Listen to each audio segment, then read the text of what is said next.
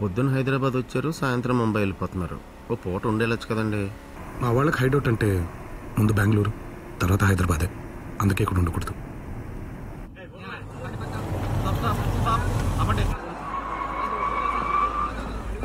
సరేంటి sir, drunk and drive checking sir. అంటే మమ్మల్ని చూస్తుంటే తాగి తోలి ఊళ్ళో కనపడుతున్నావా ఏంటి? అయితే ఊదండి సార్. మీరు ఇప్పుడు చెప్పగానే కంగారుగా దీపై ఊదేలా ఏంటి? ఇలాంబర్ గారు ఏంటండి? ఊదండి, ఓ పని అయిపోద్ది. సార్ అదన్న పెళ్ళిలో సన్నయ్య, స్టేజ్ మీద షహనయ్య. ఆడోదమనగానే ఊదేయడానికి ఒకసారి అలా చూడండి. ఆడు ఊదేగా మనం ఊతే మృక్కాల్లో మూతెట్టినట్టే. అది రూల్ అండి. మీతో ఇదో గోలండి. మీరెవరు? ఎవరు? వీర రాఘవరెడ్డి. అయితే ఎవరన్నా నరకాలంటే కత్తిలో 50% చాలు. మీకు ఇలాంటి హ్యాండిల్ చేయాలంటే 1% చాలు. అంటే నేను చాలు. వెనకాల పెద్ద క్యూ ఉంది సార్. ఊదండి. ఊతాను. ఇలాంబర్ గారు మీరు సార్. ఇప్పుడు నేను ఊతాను, నెగిటివ్ వస్తుంది. సారీ చెప్తావా? ట్రైన్ మిస్ అయితే ఫ్లైట్ టికెట్ వేస్తావా? రేపు పొద్దున అమితాబ్ బచ్చన్ తో అపాయింట్మెంట్ ఉంది. మిస్ అయితే మళ్ళీ అరేంజ్ చేస్తావా? ఇలాంబర్ గారు ఉన్నాను సార్. మీరు నాపకండి సార్, నాపకండి. చెప్పండి, ఊతే సరిపోద్దా? లేదన్నా luggage, ticket, Aadhaar card, passport పర్లేదా? పంపించేవాళ్ళని. ఏదో ఫేవర్లు వద్దు సార్. ఏమో బ్యాగ్ లో బాటిల్స్ ఉన్నాయేమో, రాత్రి ట్రైన్ ఎక్కాక కంపార్ట్మెంట్ లో కూర్చొని క్వార్టర్ వేస్తామేమో. ఓసారి చెక్ చేసుకోండి, బెటర్ కదా. చెకింగ్ చూసుకోండి సార్. వీడు ఎవడో పెద్ద క్రిమినల్ లో ఉన్నాడు సార్. ఇదేంటి సార్, పొద్దున్న మీరు కోపంగా చూస్తే మెకానిక్ వెళ్ళిపోయాడు. మిమ్మల్ని చూసి ఇన్స్పైర్ అయ్యితే నన్ను అరెస్ట్ చేస్తున్నారు. అన్నిటికీ లాజిక్లు ఉండవు నీలాంబర్ గారు. అందుకే మన పెద్దోళ్ళు కర్మ అనే కాన్సెప్ట్ కనిపెట్టారు. అలాగేంటి సార్, ఖాళీగా ఉండి నన్ను కనిపెడతారు. అలాగని చెప్పి నన్ను వదిలేకండి. నన్ను జైలు తీసుకెళ్ళి మీ బెయిల్ తీసుకురండి. ఈ నీలాంబర్ ఎవరు? నీ చుట్టమా? కాదండి, ఫ్రెండా? నిన్న పొద్దున పరిచయం అయ్యాడు, రాత్రి అరెస్ట్ అయ్యాడు. ఎందుకు? అతని బ్యాగ్ లో గన్ ఉంది. శుభం. దానికి మీరెందుకు బాధపడటం? ఆ బ్యాగ్ నాది. మరి ఆ మాట పోలీసులకి ఎందుకు చెప్పలేదు? అందులో గన్ ఉందని.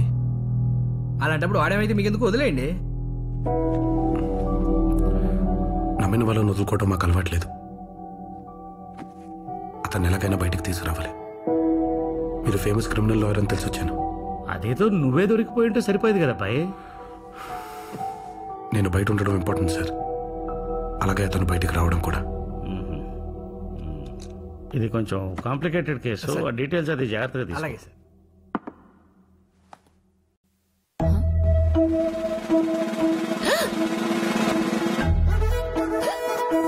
ఏమైందమ్మా?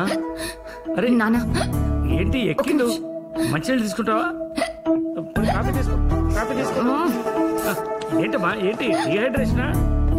అమ్మా బాబు ఇప్పుడే వస్తా. పాపకి వేవిళ్ళు. వేవిళ్ళు కాదు, అది అంటారు దాన్ని. ఒక్క నిమిషం. వెక్కిళ్ళు. కరెక్ట్ సార్, ఎక్కిళ్ళు. అయ్యే ఎక్కిళ్ళు వేవిళ్ళు ఏంటో. బాలు. సార్ ఒక్క నిమిషం.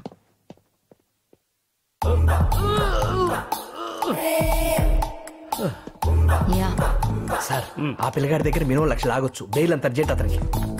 అతని ఫ్రెండ్కి బెయిల్ ఇప్పిస్తానని చెప్పు. ఫీజు లేకుండా. కానీ ఒక క్లాస్ ఉంది. ఇంట్లో ఉండి కొంచెం పిల్లల్ని లాగానో సెక్యూరిటీ గార్డ్ లాగానో చూసుకోవాలి, అంతే కదా. ఆ పేర్లు ఎందుకు? ఇంట్లో మనిషిలో ఉండమని చెప్పొచ్చు కదా. సారథి అరవను. స్మూత్ గా మాట్లాడడం నేర్చుకోయా. ఇలా అయితే లా ఎలా?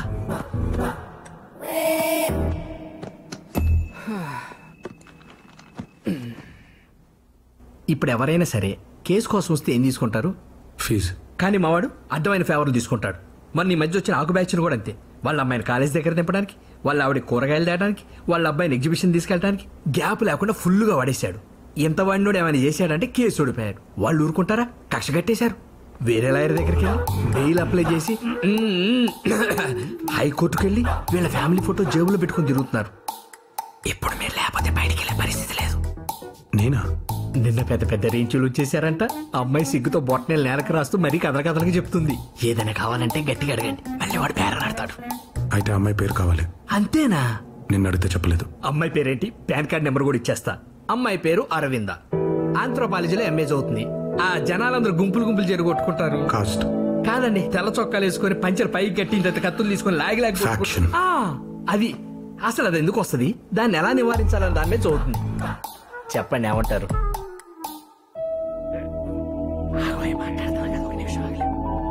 ఏమంటారు? నాకు ఓకే. ఓకేనా? అయితే అయితే మీ కాఫీ వస్తుంది. కాఫీ అదిగోండి. In a down and a shady bed, a modest toilet grew. Its head was hung as if hiding from view. In a down and a shady bed, Coffee. a modest thank you. toilet grew. మీరు కొంచెం cooperate చేస్తే ఇలాగే కొట్టేస్తాను.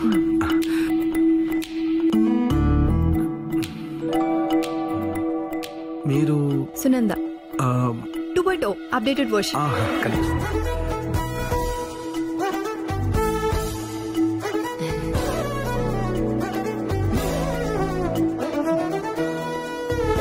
She's holding a cup on the top.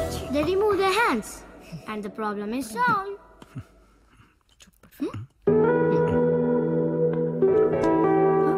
అబ్బాయిల దగ్గర కొంచెం space తీసుకోవడం నేర్చుకోవే.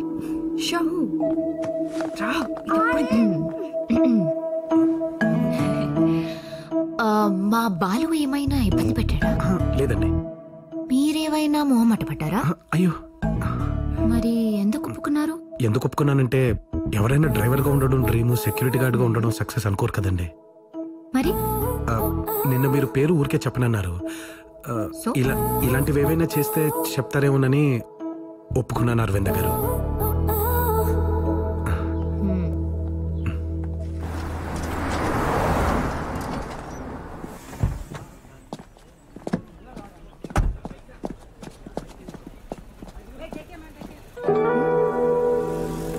కొంచెం జరగరా, నాకు స్పేస్ కావాలి.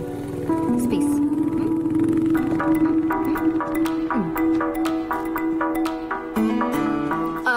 అక్కడ శాండ్విచ్ బాగుంటుంది.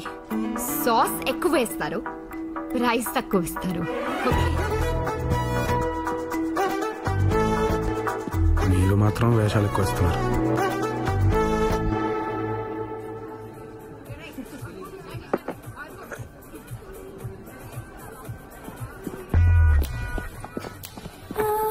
అరవిందా, అరవిందా, నిన్నే.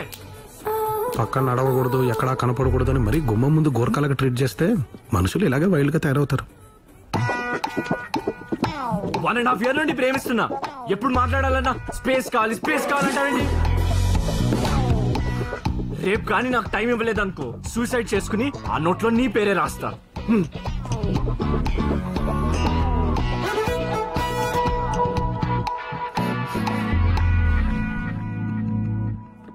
ఎందుకు మీకు ఆ కోపం?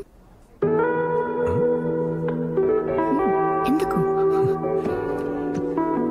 నేను నవ్వుతున్నాను, మీరే కోపంగా ఉన్నారు.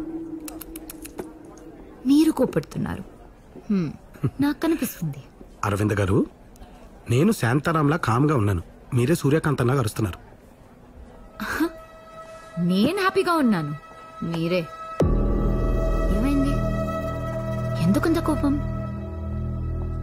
అసలు నా కోపం ఏంటి? నా కోపం లేదు, మీరే అరుస్తున్నారు. I'm good. అదే ఎందుకని?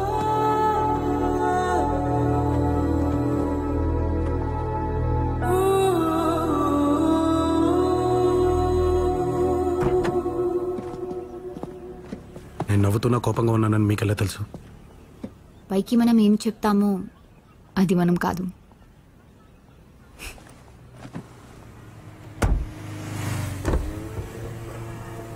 శాండ్విచ్ బాగుంది కదా? టఫ్గా కనిపిస్తారు గాని మాట వింటారు. నల్లగుడిలో బసిరెడ్డి కొడుకు అబ్స్కాండ్ అయినాడంట. ఈడు చెన్నై కొడుక లేడే, అసలుకి ఆ బాలరెడ్డి గురి చెన్నై మీదనే ఉండాదే. మీరు పోయి వాళ్ళ ఊరు మీద పడి నలగరు నరికితే మీ చెన్నై వచ్చాడంట్రా? అమ్మాయి అట్నే అంటది గాని ఒక తూరి హైదరాబాద్ పోయి సుదర్శన్ రెడ్డి సార్ని కలుద్దాం స్వామి, అప్పుడు గాని చిన్న ఎవరని తెలిసేట్లే. నాకు ఎలాగో బెయిల్ వచ్చింది కదా, ఆ కేసు సంబంధించిన బాధలే నేను పడతాను, మీరు వెళ్ళండి సార్. మా నాన్న చనిపోయినప్పుడు వెనక నుంచి ఒకడు ఎక్కడ నరికారు నీలంబరి. ఆ మంట ఎంతమందిని చంపినా పోలేదు, ఎంత ఏడిచినా పోలేదు, చివరికి మా ఊరు వదిలేసి వచ్చేసినా పోలేదు. కానీ ఫస్ట్ టైం అమ్మాయిని కలిసినప్పుడు చాలా రోజుల తర్వాత నవ్వాను. అప్పుడు తగ్గిందది. విచిత్రం ఏంటో తెలుసా, ఆ అమ్మాయి చదివే చదువు నా సమస్య ఒకటే. అందుకేనేమో తను క్యాజువల్గా మాట్లాడే ప్రతిదీ నాకు సొల్యూషన్లా కనిపిస్తుంది. వినే టైము చెప్పే మనిషి వల్ల విషయం విలువే మారిపోతుంది. నీలాంబరి, ఇది నేను వినాల్సిన టైం, అరవింద చెప్పాల్సిన మనిషి. ఇగో అబ్బాయిలు, ఈ ఇల్లు నీది కాదు, నీది కాదు, కోర్టుది. కోర్టుదా? దేఖా దేఖా 70వ వాయిదా. నీకు లక్కీ నెంబర్ కదా. బాలు, ఏంటా గొడవ? ఇది ఇట్లా నించొని చెప్తే తేలదండి. ఆ కోట్ వేసుకున్నోడి పేరు అమానుల్లా, ఆ షేర్వాణి వేసుకున్నోడి పేరు సుబానల్లా. బ్రదర్స్. వాళ్ళకి పురాణపూర్లో బంగళా ఉంది. పంపకాల్లో గజం తేడా వచ్చింది. ఏ గజం నాకు హై, ఏ గజం నాకు హై 20 ఏళ్ళు కొట్టుకుంటూనే ఉన్నారు. అలా గజం గురించి గొడవ. పద సాల్వ్ చేద్దాం. కోట్లు గిట్లేదు. బల్లెటోళ్ళండి బాబు. ఆ ఒక్క గజం మీద మా గురువు గారు 1000 గజాల స్థలం కొన్నారు. ఆయన టేకప్ చేసిన first and last civil case ఇదే. ఇప్పటి వరకు సాల్వ్ అవ్వలేదు, ఇక అవ్వదు కూడా. ఏమీ తేలని దానికి ఇప్పుడు ఎందుకు వచ్చారు? కేసు తేలే వరకు ఆ బంగళా ఎవరికి చెందదని కోర్టు నోటీస్ ఇచ్చింది. ఆ నోటీసులు తీసుకెళ్ళడానికి వచ్చారు. అయ్యయ్యో, పాపం ఇల్లు లేకపోతే ఎక్కడుంటారు? అయ్యో, దానికి ఏం లోటు లేదండి. ఆ బంగళా ఎదురుగానే ప్లాట్ఫామ్ మీద 2 రేకుల షెడ్లు ఉంటే అవి రెంట్కి తీసుకొని మరీ వచ్చారు. రెంట్ కా? పాపం వాళ్ళ దగ్గర ఇంకేం మిగిలింది బాలు? ఆ పాత కారు, డొక్కు స్కూటర్ తప్ప మొత్తం పిండేశారుగా. అన్ని డబ్బు కోసమే చేస్తామంటండి. ఆ కేసు మా గురుగారి సెంటిమెంట్. ఆయన రిటైర్ అయ్యే వరకు అది అలా నడుస్తూనే ఉంటుంది. వాళ్ళు అలా పచ్చ కొట్టుకుంటూనే ఉంటారు. అమానులా ఓ గర్ ఖాళీ కరో సర్కార్ ఆతా జాओ జాओ. మీరు మారరా అసలు. డిపార్ట్మెంట్ వాళ్ళతో మాట్లాడి సెక్యూరిటీగా కానిస్టేబుల్ పెట్టండి.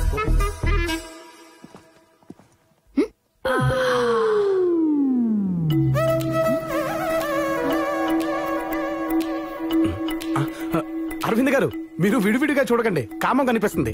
అదే కలిపి చూసారనుకోండి, కామన్ గా ఉంటుంది. నేను బయటికి వెళ్ళాలి, వస్తావా? ఇంకా ఏమైనా క్రాంప్ తీయాలా? తను చిన్నప్పటి నుంచి అంతే రాఘవ. ఎవరన్నాతో మాట్లాడితే చాలు వాళ్ళు లాగేసుకుంటుంది. వెళ్ళవయ్యా బాబు, మళ్ళీ నా ప్రాణం తింటది. వెళ్ళు వెళ్ళు. రైట్కి వెళ్దాం. లెఫ్ట్కి వెళ్ళాలి కదా. ఆహా, ఇటు ట్రాఫిక్ ఎక్కువ ఉంది. ఓకే, రైట్కి వెళ్దాం.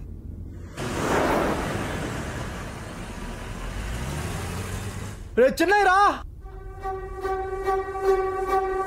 Chinnaiah Chinnaiah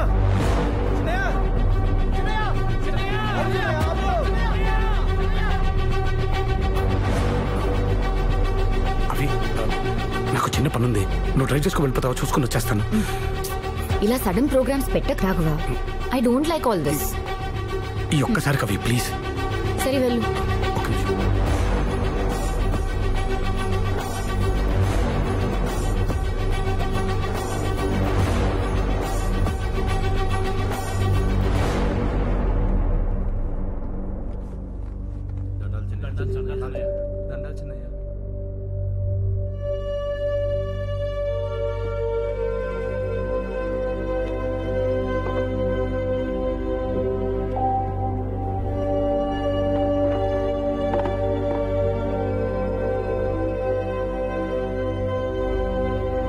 sir, order please. వాళ్ళకు అర్థం కాదు, నాకు ఓపిక లేదు. నువ్వేదో తీసుకురా బ్రదర్. Okay sir. నువ్వు భయపడి ఆడుకో ఉరికినావని ఊర్లో అనుకుంటాడారాపా. అట్నే అనుకోని కొండను చూసి కుక్క మురిగితే కొండకు సేట తగ్గితే తప్పేమిరా?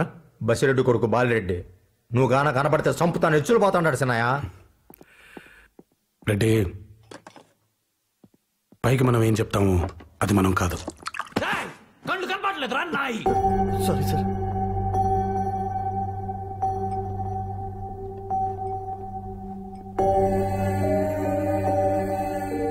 బాలరెడ్డిది కోపం కాదబ్బా, భయం. అది కాదని వాళ్ళ ఊళ్ళో వాళ్ళకి చెప్పుకోవడానికి నన్ను నరుకుతానంటాడు.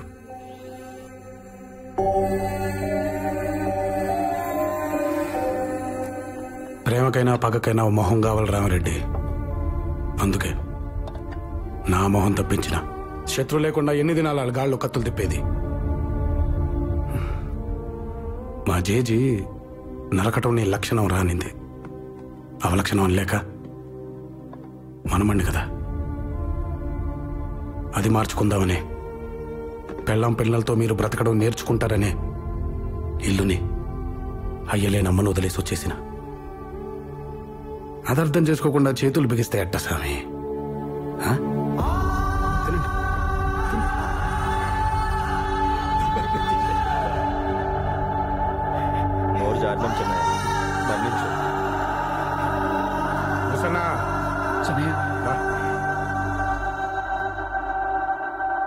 Sorry brother. ప్రతి మనిషి బాంబు సన్నా, ఊరికే పేల్చకండి. లే, ఇక్కడంతగా నచ్చినట్లేదు, దారి లేదని తినిపోండి.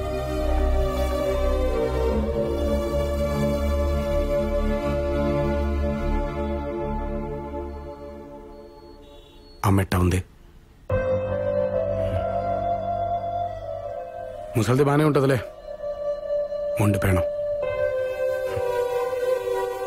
ఓ సనా అయ్యా, రోడ్డు జాగిలంగా ఉందని 100-200 కొట్టగాకు, 50-60 బో.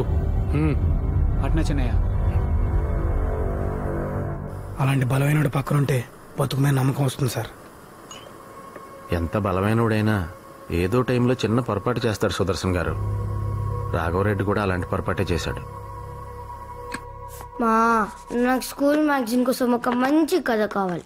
కథలు నా దగ్గర ఎక్కడుంటాయిరా? ప్లీజ్. మీ నాన్న రోజు కోర్టులో జడ్జికి బోల్డ్ అని కథలు చెప్తారు. క్లయింట్ దగ్గర ఎంత కమిషన్ నొక్కేసావయ్యా అని అడగగానే అయ్యో నాకేమిస్తారండి అని మన బాబు చెప్తాడు, చూసావు? అవి కథలంటే. ఆదివారం నాడు కాలేజ్ ఏంటి అని మీ నాన్నగారు అడగగానే ప్రైవేట్ క్లాస్ కదా డాడీ అని మొదలెట్టి అందుకే కంపల్సరీ వెళ్ళాలి అని పూర్తి చేస్తుంది. ఆ మధ్యలో ఉండేది అద్భుతమైన కథ. అది మాలాంటి వాళ్ళు కాదు, వెళ్ళి మీ రెండు ఒకరు అడుగు ఎరగదీస్తే. నేను పార్టీకి వెళ్ళాలి, ఒకసారి నీ డ్రెస్ ఇస్తావా అని అడిగితే అర్రే ఎక్కడ పెట్టానో మర్చిపోయానే అని అక్క చెప్తుంది, చూసావా? అవిరా గ్రేట్ స్టోరీస్ అంటే. వెళ్ళి దాన్ని అడుగుపో. కథలంటే బాగా ఖాళీగా ఉన్నోళ్ళు చెప్తారా, మన ఇంట్లో అంతా గోళ్ళు గిల్లుకుంటూ కూర్చున్న వాళ్ళు ఎవరున్నారు? రాఘవా, మా తమ్ముడికి స్కూల్ మ్యాగజైన్ కోసం కథ కావాలంట, చెప్తావా? నేనా? ప్లీజ్. ఒక క్యూట్ ఫ్యామిలీ, అమ్మ నాన్న అక్క చెల్లి. ఈ అక్క ఒక అబ్బాయిని లవ్ చేసింది, కానీ ఆ అబ్బాయికి చెల్లికి కెమిస్ట్రీ కుదిరేసింది. ఇప్పుడు ఈ చెల్లెలు ఇంకో వేరే ఎవరితోనో ఫిజికల్ గా ఇన్వాల్వ్ అయిపోయింది. రాఘవా, కెమిస్ట్రీ ఫిజిక్స్ లేకుండా కథ చెప్పలేవా? ఏదైనా కథ చెప్తే మనదే ఉండాలి. మనది. చోటు, ఒక కథ చెప్తా, రాసుకో. ఈ కథ పేరు మొండి కత్తి. అనగనగా కోసల అనే రాజ్యం ఉండేది. ఆ రాజ్యానికి నాగార్జునుడు రాజు. పక్కనే ఇంకో రాజ్యం ఉంది. ఆ రాజ్యం పేరు పాంచాల దేశం. ఆ రాజ్యానికి బసిరెడ్డి, బసవేశ్వరుడు అనేవాడు రాజుగా ఉండేవాడు. ఈ రెండు రాజ్యాలకి గత 30 సంవత్సరాలుగా ఒక సుదీర్ఘమైన యుద్ధం జరుగుతోంది. నాగార్జునుడు గురుకులం పూర్తి చేసుకుని తిరిగి వస్తున్న అతని కొడుకు రాఘవుడిపై రెండు రాజ్యాలకి మధ్యలో ఉన్న తపతీ నది వంతెన దగ్గర పాంచాల దేశపు సైనికులు దాడి చేశారు. ఆ దాడిలో రాఘవుడి తండ్రి నాగార్జునుడు మరణించాడు. కానీ రాఘవుడు తన ఒంటిపై పడాల్సిన కత్తిని సగానికి విరిచి మొండి కత్తితో తపతీ నదిని దాటి అక్కడే దగ్గరలో గట్టి పొదల్లో ఉన్న బసవేశ్వరుడి కంఠంలో ఈ మొండి కత్తిని దించాడు. రక్తం, శవాలు, ఏడుపులు, యుద్ధం తర్వాత కనిపించే దృశ్యాలివే. తన తర్వాత తరాలకి దుస్థితి పట్టకూడదని రాఘవుడు పార్టీ అదే తన దేశపు మంత్రితో మాట్లాడి రాజ్యాన్ని కత్తిని వదిలేసి వెళ్ళిపోయాడు. యుద్ధం ఆపాలంటే అవతలి దేశపు మంత్రితో మాట్లాడాలి కదా. మనల్ని ఇష్టపడే వాళ్ళని ఒప్పించక్కర్లేదు, మనతో గొడవ పడే వాళ్ళని ఇష్టపడక్కర్లేదు.